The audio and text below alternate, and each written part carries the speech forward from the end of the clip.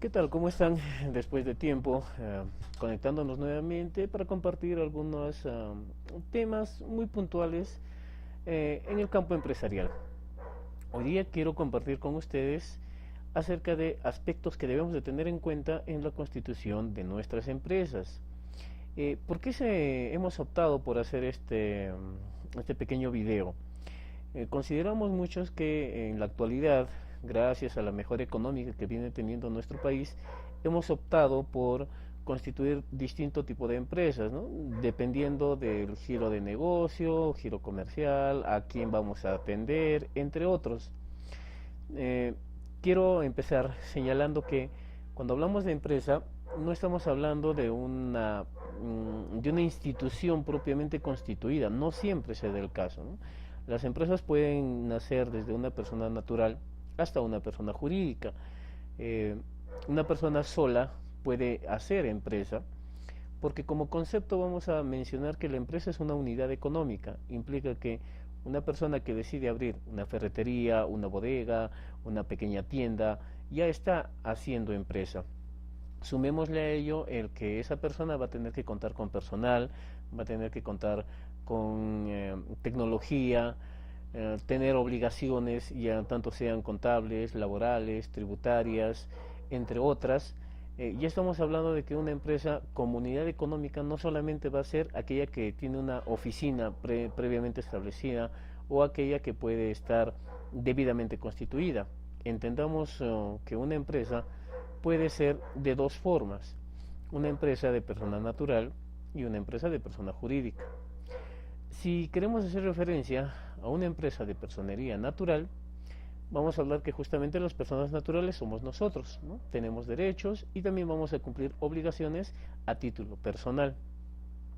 Cuando nosotros constituimos una empresa de tipo persona natural, nosotros como personas vamos a asumir a título personal todas las obligaciones que corresponda a la empresa. Implica cumplimiento de obligaciones tributarias, laborales, contables, financieras, entre otras obligaciones que nazcan durante el desarrollo de nuestra actividad económica. Por otro lado, si hablamos de una persona jurídica, como bien podemos visualizar aquí, es una empresa, también es una empresa, que ejerce derechos y que cumple obligaciones a nombre de esta. Valga la aclaración, ¿no? Una persona natural está haciendo empresa desde el momento que inicia una actividad económica, y una persona jurídica también puede hacer empresa desde el momento que inicia una actividad económica. La diferencia es que en una persona jurídica debe de cumplir un determinado proceso de constitución. En cambio, una persona natural no. La persona natural de por sí, solamente el DNI lo identifica como persona natural y ya puede hacer actividad económica, solamente acercarse a la SUNAT y sacar su RUC. Eh, Cuando constituimos una empresa jurídica, en este caso la persona jurídica, que es la empresa, va a asumir la responsabilidad y las obligaciones que ésta genera, ¿no? En este caso ya no lo asume el dueño, sino la persona jurídica. Y mi duda va, ¿qué me conviene, persona natural o persona jurídica? Una persona natural va a generar una empresa unipersonal. Recordemos, solo va a responder de manera eh, ilimitada por todo lo que le tenga que ocurrir a la empresa. En cambio, en una empresa de tipo personería jurídica, como podemos mencionar, puede ser una IRL, una SA, una SAC, una SRL u otros tipos societarios establecidos por ley, como por ejemplo una sociedad civil. Cuando nosotros decidimos hacer este tipo de empresa, si hablamos de conveniencia, considero que no existe ninguna en relación a otra, ¿no? Vamos más bien a nivel de conveniencia a hablar de responsabilidad. Si nosotros constituimos una empresa de tipo natural, nuestra responsabilidad va a ser ilimitada al capital personal y negocios juntos que nosotros podamos tener, ¿no? A nuestros bienes que hayamos podido adquirir desde el inicio de la actividad económica. En cambio, en una persona jurídica, la responsabilidad se limita solo al capital social que ha sido aportado, ¿no? Y que ese capital forma parte del patrimonio de la empresa. Entonces, si nosotros vamos a decidir qué tipo de persona constituir a nuestra empresa, tenemos que entender qué responsabilidad nos va a generar una y otra opción. Una persona natural es ilimitada, significa si yo le debo a una entidad, valgamos SUNAT, SUNAT va a empezar a hacer los cobros respectivos de la deuda tributaria que se le puede tener, y lo que va a hacer es eh, buscar la forma de cobrar no solamente con los bienes que corresponde a la empresa, sino con los bienes personales que cada uno tiene. Ahora sí, hay distintas jurisprudencias que ha establecido el Tribunal Fiscal respecto a qué bienes tienen que ser los que van a formar parte de materia de cobro de la administración tributaria. Entonces, para esto existen pues no procedimientos mediante los cuales se tenga que demostrar qué bienes han sido adquiridos antes del inicio de la actividad económica, para justificar de alguna manera que alguna falta de pago o alguna obligación de pago no se ha realizado por desviar el dinero y comprarme algún bien en beneficio propio, ¿no? En cambio, en una persona jurídica, la responsabilidad que asume es solamente por el capital, independientemente del patrimonio de la persona, dice. Esta es una figura que siempre se ha ido manejando, y muchas personas, muchos empresarios han visto una opción de crear una persona jurídica con la finalidad de que evadir de alguna manera ciertas responsabilidades. Digamos, si la administración tributaria me empieza a cobrar, solamente me va a cobrar por el monto del capital. Bueno, hasta ahí voy a responder, hasta ahí es mi responsabilidad. Muchos tenemos o tienen la idea de decir, vamos a constituir una empresa de tipo jurídica, en el camino vamos a ver si funciona o no funciona, si fracasa, simplemente lo damos de baja, constituimos otra, lo mismo, si funciona, no funciona, si fracasa, volvemos a constituir otra, pero no estamos merituando la responsabilidad tributaria que nos estamos generando como representantes legales de esa empresa. La persona jurídica tiene un representante legal, que en este caso va a ser su gerente general, ¿no?, de acuerdo a la minuta de constitución que se haya establecido. Entonces, esta persona es quien va a responder ante una eventual responsabilidad de la administración tributaria, va a responder y en explicar qué pudo haber pasado o qué situaciones se han generado para que se generen, digamos, como ejemplo, una deuda a la SUNAT. Entonces, eso se llama responsabilidad solidaria de acuerdo al Código Tributario. Entonces, no solamente la idea es de pensar que creo una empresa y luego lo desaparezco, vuelvo a crear otra empresa, luego vuelvo a desaparecer, vuelvo a crear otra y así, y no me va a pasar nada. Existen mecanismos que ya se vienen implementando hace tiempo atrás, ¿no? Solo que la administración tributaria, entendemos que por la poca capacidad operativa que pueda tener, no está entrando a hacer una verificación más profunda del por qué muchas empresas están desapareciendo. Sin embargo, los representantes legales o los socios están constituyendo nuevas empresas. Un poquito de conocimientos básicos que debemos de tomar en cuenta en esta constitución de empresa son estos 4 que mencionamos aquí. Uno es la denominación o razón social. En otras palabras, en términos simples, la denominación es el nombre que le vamos a poner a nuestra empresa. Depende del tipo de responsabilidad o el tipo de empresa que se va a constituir, se va a llamar una denominación o se va a llamar una razón social. Una denominación implica que nuestra empresa va a tener una responsabilidad limitada, y hemos hablado de ese tipo de responsabilidades. Y esto principalmente se da para el caso de personas jurídicas. En el caso de una razón social, la responsabilidad es ilimitada. O sea, una persona jurídica también puede tener responsabilidad ilimitada. Depende del tipo de empresa o el tipo societario que se va a constituir. Eso lo establece la Ley General de Sociedades. Por ejemplo, aquí hemos citado los alamitos SAC. El nombre de nuestra empresa se llama Los Alamitos y el tipo societario es SAC, Sociedad Anónima Cerrada. Este nombre es reconocido como una denominación porque las sociedades anónimas cerradas tienen responsabilidad limitada. Limitada, obviamente, ¿no?, al aporte que se ha realizado. Entonces, el llamar Los Alamitos SAC Estamos hablando de una denominación. Una razón social, por su parte, involucra el nombre de uno de los socios, como es en este ejemplo, Pérez y Asociados, Sociedad Civil. La sociedad civil es una sociedad prestadora de servicios principalmente profesionales. Una sociedad auditora es una sociedad civil. Por lo tanto, el nombre que nosotros le podamos poner se va a reconocer como una razón social. Implica que al poner una razón social estamos hablando que la responsabilidad va a ser ilimitada. Ahora, hay situaciones por las que una sociedad civil también puede tener responsabilidad limitada.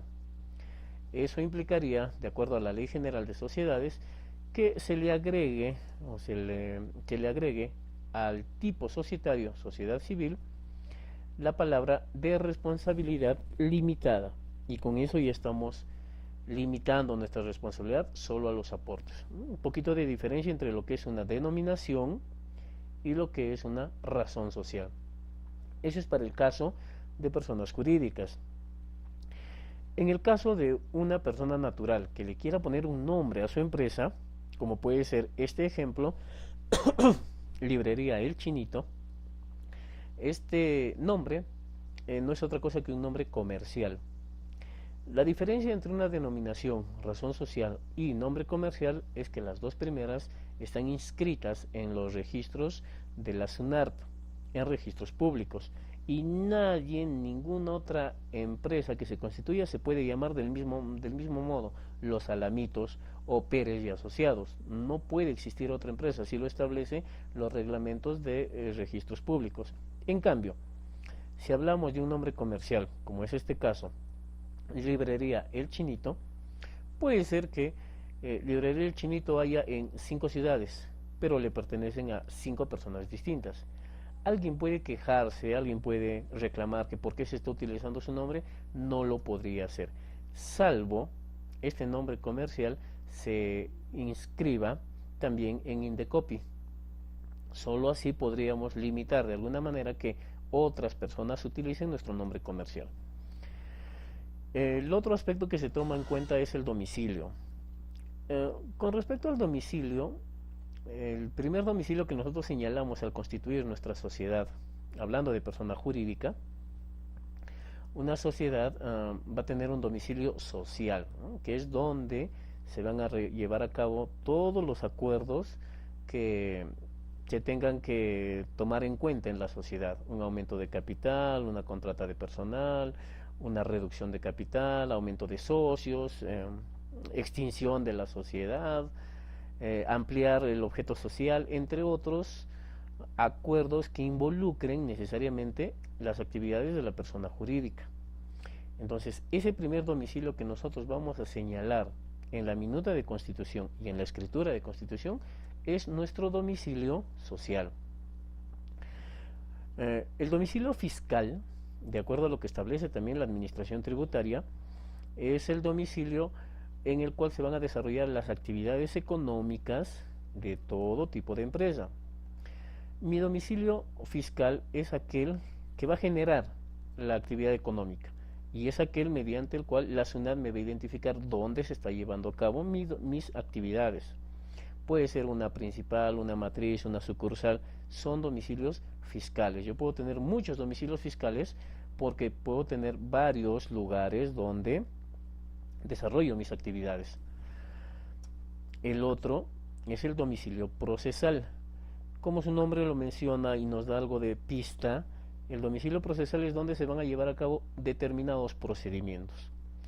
En el campo jurídico, en el campo penal, se toma en cuenta bastante el domicilio procesal, ¿no? O sea, si citamos un ejemplo, una persona que está en un proceso judicial y decide nombrar a un abogado para que lo represente durante todo ese proceso, el abogado señala en su primer escrito ante el Poder Judicial o la Fiscalía, dependiendo del caso, a qué domicilio se le van a notificar todos los actuados respecto a dicho proceso. Ese es el domicilio procesal, que en este caso, ¿no? en muchas situaciones, el domicilio procesal es la oficina del abogado. Para efectos empresariales, para efectos de empresa, nuestro domicilio procesal también puede ser la oficina que nosotros hayamos señalado para todo tipo de efectos. Por ejemplo, si la SUNAT me quiere notificar una resolución, una orden de embargo, un requerimiento, una esquela de requerimiento, una notificación cualquiera, y yo no quiero que llegue a la tienda donde estoy realizando mis actividades, yo puedo señalar un domicilio procesal. Y eso se lo comunico a la administración tributaria. Solo que, a diferencia del Poder Judicial, la administración tributaria o la SUNAT señala ciertas reglas que se deben de seguir sobre la designación de un domicilio procesal. O sea, no puede ser el lugar que a mí se me ocurra. Por ejemplo, una de esas reglas es que tiene que estar dentro de la jurisdicción donde se encuentra la intendencia regional. En nuestro caso, nosotros estamos en Huancavelica. La ciudad de Huancavelica tiene una SUNAT, que es una oficina zonal, no es una intendencia. La intendencia a la que pertenece las actividades económicas de la ciudad de Huancavelica es la intendencia regional de Junín. Entonces implica que si yo quisiera señalar un domicilio procesal, mi domicilio fiscal va a estar aquí en Huancavelica, en alguna avenida, y quiero que mi domicilio procesal, donde me va a notificar cualquier procedimiento en la administración tributaria, tiene que ser necesariamente dentro de la jurisdicción de la intendencia Junín, vale decir, el departamento de Junín, la ciudad de Huancayo o alguno de sus distritos. Entonces, esas son las reglas que utiliza la administración tributaria respecto al domicilio procesal. Algunos preguntan, ¿mi domicilio social tiene que ser distinto al fiscal y distinto al procesal? No necesariamente. Si tu empresa, o sea, tu persona jurídica opta, puede tener un domicilio social, que es la que se constituye al momento de decidir en la minuta, el domicilio fiscal, que es donde vas a desarrollar tus actividades, y el domicilio procesal, que tú también puedes optar por comunicar a la administración tributaria. Tú puedes tener 3 domicilios, eso no está prohibido. Puedes optar porque tus 3 domicilios sean en el mismo lugar. El social, el fiscal y el procesal es el mismo lugar. Eso por lo general sucede. Por eso es que la administración tributaria, en este caso, ¿no?, nos tenga que notificar algo, va al local donde estamos haciendo nuestra actividad económica. Si queremos hacer una reunión, lo hacemos en el lugar donde estamos haciendo nuestra actividad económica, porque hemos optado que nuestro domicilio social, fiscal, procesal, sea el mismo domicilio, ¿no? Entonces ya tenemos una aclaración un poco más precisa acerca de lo que es el domicilio, entre otros domicilios que puedan haber y que se utilizan más para un campo penal, ¿no? Domicilio real, por ejemplo, que es donde realmente vives. Una pequeña aclaración respecto al domicilio para el caso de personas naturales. La administración tributaria señala que el domicilio de las personas naturales es su domicilio real, que es donde vive, es su domicilio fiscal, porque es una persona natural, se entiende que es el lugar donde va a desarrollar sus actividades, y a su vez se entiende que es el domicilio procesal, porque a ese lugar le va a notificar para el caso de las personas naturales. En el caso de una persona jurídica, lo que la administración tributaria hace es entender que si no le hemos dicho dónde va a ser nuestro domicilio procesal, ellos asumen, bajo lo que establece el Código Tributario, que el domicilio fiscal es el mismo del domicilio procesal. Es por ese motivo que nos vienen las notificaciones al lugar donde desarrollamos nuestras actividades. Otro aspecto importante que tomamos en cuenta son los aportes. Respecto a los aportes, hay que tener bastante seriedad al momento de constituir una persona jurídica. Los aportes, de acuerdo a la Ley General de Sociedades, pueden ser dinerarios y no dinerarios. Cuando son dinerarios no hay ningún inconveniente. Nosotros aperturamos una cuenta bancaria a nombre de la empresa y es ahí donde hacemos el depósito del dinero que vamos a poner como capital. En cambio, cuando hablamos de aportes no dinerarios, estamos hablando de bienes que estamos aportando a la empresa, ¿no? Escritorios, computadoras, laptops, proyector, un vehículo, una moto, un terreno, un inmueble, son bienes que nosotros estamos aportando. De acuerdo a todo el proceso de constitución que existe en nuestra legislación, para nosotros hacer un aporte de bienes, un aporte no dinerario, primero debe de existir una declaración jurada de la existencia de dichos bienes.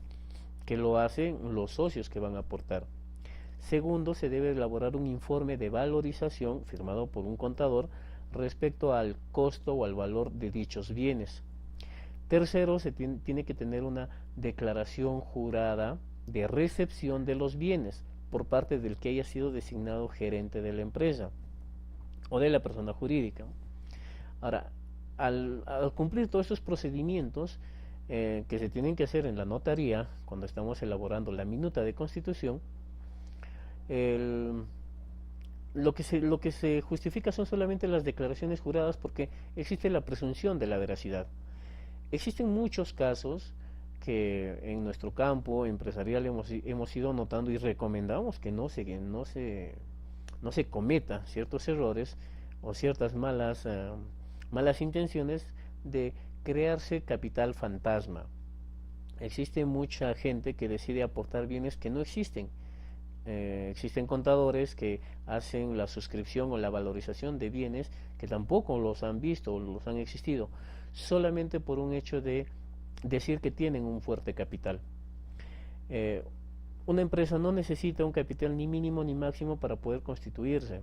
Puede empezar desde 100 soles o menos de 100 soles de optarlo hasta la cantidad que consideren necesario.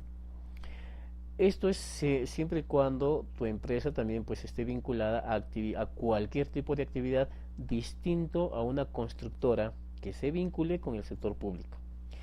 Significa que si yo quiero hacer una empresa de cualquier tipo de actividad, no necesito un capital mínimo ni máximo. Lo puedo hacer. Si voy a enfocarme netamente al aspecto privado, o sea, voy a trabajar con empresas privadas. Sin embargo, en el sector público existe una atingencia. El organismo supervisor de contrataciones del Estado, el OCE, señala que para nosotros, por ejemplo, participar en un proceso que implica una construcción, tenemos que demostrar una capacidad mínima de contratación. Esa capacidad mínima de contratación está establecida por el OCE, señalando que si mi capital es hasta 50.000 soles, yo tengo una capacidad de contratación de hasta 10 veces ese capital. ¿Qué significa? Medio millón. O sea, si yo constituiría una empresa con 20.000 soles y se va a dedicar al campo de la construcción, mi capacidad máxima de contratación sería de 200.000 soles. Eso un poquito que genera a que las personas que quieran entrar al campo de la construcción y trabajar con el sector público tengan que mentir en el momento de crear sus aportes. Y esto algunos dicen, no, pero no pasa nada, son bienes que total lo hemos declarado, al final diremos que se ha vendido. Salidas que no justifican realmente lo que está pasando en la realidad. Hay que tener bastante cuidado en este tipo de situaciones porque si hablamos desde una perspectiva tributaria, esos aportes no dinerarios que se están realizando, esos bienes, tienen un desgaste, una depreciación contable. Y esa depreciación contable, si se genera durante la actividad económica, es una depreciación que te va a permitir sustentar costo-gasto para efectos del impuesto a la renta, para efectos tributarios. Imaginemos que no tenemos ese aporte, que no existen, y hemos hecho depreciaciones, porque si lo he puesto en mi minuta de constitución, en mi testimonio, una relación de bienes que digamos suman 200.000 soles, esos bienes voy a tener que llevar un control de su desgaste o de su depreciación. Eso implica llevar un registro de activo fijo para efectos tributarios, ¿no? Ahora, cuando yo empiezo a hacer el desgaste, generalmente nos apoyamos del artículo 22 de la ley del impuesto a la renta, ¿no? Los porcentajes máximos de depreciación, y estamos depreciando los bienes que nunca hemos tenido. Esto, ante una eventual fiscalización, va a obligar a hacer reparos tributarios. Si es que no hablamos, ¿no?, de un tema ya delictivo, porque estamos considerando que esto lo estamos haciendo con conocimiento de causa. Eso se llama defraudación tributaria, sancionada en el Código Penal, en la Ley Penal Tributaria. Entonces, el tema de los aportes es un aspecto muy importante que debemos de darle la seriedad del caso. Por último, el objeto social. Cuando hablamos de un objeto social es las actividades que va a desarrollar la empresa. También la Ley General de Sociedades o la Ley de Empresas Individuales de Responsabilidad Limitada no, no nos limita, valga la redundancia, en poder señalar cualquier tipo de actividad en nuestra empresa. Podemos tener 5, 10, 20 rubros distintos. Eso no afecta a nuestra actividad. Lo único que pide para efectos tributarios la administración tributaria es que se señale en la ficha RUC qué actividad es la principal que vamos a desarrollar y cuáles van a ser las secundarias. Entonces, no hay ningún problema de que podamos tener un objeto social en el área de construcción, comercial, industrial, servicios, entre otros. No afecta en nada. Para eso una pequeña recomendación, ¿no? Que el nombre que nosotros vamos a optar por darle a nuestra empresa, de alguna manera tendría que abarcar las actividades principales o el bloque de actividades que podamos optar. Si no, de alguna manera, pues el ponerle un nombre nos limitaría a vender nuestra empresa, a mostrar que nuestra empresa solamente realiza algunas actividades y no todas las que podríamos ofrecer en el momento de nuestra constitución. Esos son los aspectos que debemos de tomar en cuenta en el proceso de constitución de una persona jurídica. Lo demás es más documental. Una vez que hayamos tenido claro toda esa información y toda la responsabilidad que nos genera esta constitución, se elabora la minuta de constitución, la cual es firmada por un abogado, la cual contiene los aspectos previos que ya hemos mencionado. Esa minuta de constitución se presenta a la notaría y en la notaría se elabora la escritura pública de constitución. Esta escritura pública se remite a registros públicos para que registros públicos también hagan la inscripción de todo este proceso de constitución y nos pueda entregar la copia literal, que es el detalle descriptivo de todas las actividades que nosotros hemos señalado, los socios quienes están integrando la empresa, las actividades que vamos a desarrollar, el estatuto, el domicilio donde se van a llevar a cabo las actividades, entre otros aspectos que forman parte de la minuta de constitución. Posteriormente podemos nosotros sacar la vigencia de poder, ¿no? Porque hemos señalado ya un representante legal de la empresa. Esa vigencia de poder, recordemos que tiene una duración de 30 días para cualquier trámite que se realice ante una entidad pública, una entidad financiera o cualquier otra entidad. La duración de la vigencia de poder es de 30 días. Yo ya he inscrito a nuestra persona jurídica en registros públicos, ya tenemos nuestra copia literal, ya tenemos nuestra vigencia de poder, ya somos representantes de la empresa. La siguiente etapa es trámites ante la SUNAT. Los trámites ante la SUNAT, como sabemos, es únicamente sacar el RUC, el número de registro único de contribuyentes. Cuando hayamos ya sacado nuestro RUC, nosotros nos estamos volviendo contribuyentes de la administración tributaria y eso nos obliga a cumplir ciertas obligaciones formales y sustanciales. Entre las obligaciones formales podemos señalar, por ejemplo, la de tener libros contables, dependiendo del régimen en el cual nosotros nos inscribamos. Vamos a buscar otra oportunidad para hablar netamente de los regímenes tributarios. Nos van a obligar a emitir comprobantes de pago, a llevar una contabilidad, sea manual, sea computarizada o electrónica, que es lo que hace varios años atrás ya está impulsando la administración tributaria, que todo sea virtualizado, nuestros comprobantes que sean electrónicos, nuestros libros contables que sean electrónicos, las declaraciones también están desapareciendo, el PDT de declaraciones mensuales ahora se van a llevar a cabo las declaraciones virtuales a través de Declara Fácil. Entonces, SUNAT está impulsando este proceso de virtualización de nuestras operaciones económicas tributarias. Un aspecto importante que habría que mencionar ahora, que todo tipo de empresa que se inscriba en la administración tributaria durante este año tiene ya la obligación de adoptar la emisión de comprobantes de pago de manera electrónica, cuando a partir del tercer mes de su constitución. Significa que si decide imprimir comprobantes de pago físicos, tranquilamente lo puede hacer, pero solo le va a servir 3 meses, porque el cuarto mes ya está obligado a emitir comprobantes electrónicos. Muy bien, ya tenemos nuestro RUC, ya hemos optado por llevar nuestra contabilidad de una manera muy formal. Ahora nos toca el tema de licencias. Las licencias que van a permitirnos funcionar, operar, se otorgan en las municipalidades, ¿no? Cada municipalidad tiene una tasa que cobra y unos requisitos que se deben de cumplir para este proceso del otorgamiento de la licencia de funcionamiento, la cual puede ser temporal o indefinida. Eso ya lo va a decidir pues los socios o el representante legal de la empresa. Otras obligaciones que podemos tener es en el caso de personal. Si nosotros vamos a contar con personal, implica que este personal sea inscrito en el Ministerio de Trabajo. Como ya sabemos, todo este proceso de inscripción también está virtualizado a través del T-Registro, que es un módulo que ha establecido SUNAT para el cumplimiento de esta obligación. Una recomendación básica: siempre que nosotros tengamos un nuevo personal que labore en la empresa, se le tiene que dar de alta en el T-Registro en el mismo día en el que está iniciando su labor, independientemente de cuándo firme el contrato. ¿Ok? Ese es un aspecto muy importante que se debe tomar en cuenta.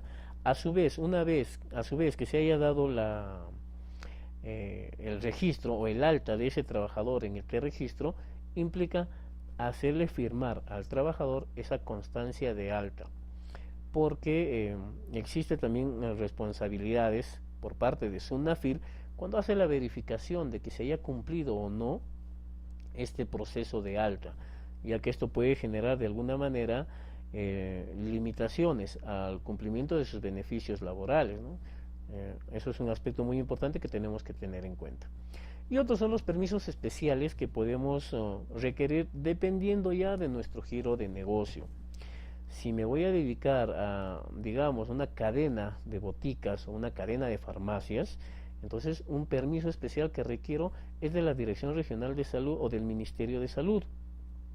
Si me voy a dedicar al campo de prestación de servicios de transporte, obviamente tendré que solicitar los permisos respectivos a la Dirección Regional de Transportes y Comunicaciones o al Ministerio de Transportes, ¿no? Dependiendo ya de dónde vamos a desarrollar nuestras actividades. Estos son los aspectos que finalizan nuestra constitución como una persona jurídica. Y esto nos va a permitir a cada uno de nosotros llevar adecuadamente un proceso empresarial. Mucho escuchamos ahora de por qué la administración tributaria está empezando recién a investigar incrementos patrimoniales, está empezando a fiscalizar empresas de una manera virtual. No es por una cuestión de que recién se le ocurrió. Recién están virtualizando, están operativizando más la gestión de la SUNAT, y lo que nosotros recomendamos es siempre inicien bien. Aquellos que inician pensando en darle la vuelta a la norma, a la larga eso va a tener consecuencias. Entonces empecemos a hacer nuestro trabajo de una manera formal, de una manera seria. Esa es la recomendación que te podemos dar nosotros de parte de nuestra empresa EMSA GESAC, que este pequeño aporte haya sido bueno y saludable para cada uno de ustedes. Espero reencontrarme en otro momento y hablar de otros pequeños detalles que nos van a ayudar bastante a mejorar nuestra gestión empresarial. Que tengan un bonito día, hasta otra oportunidad.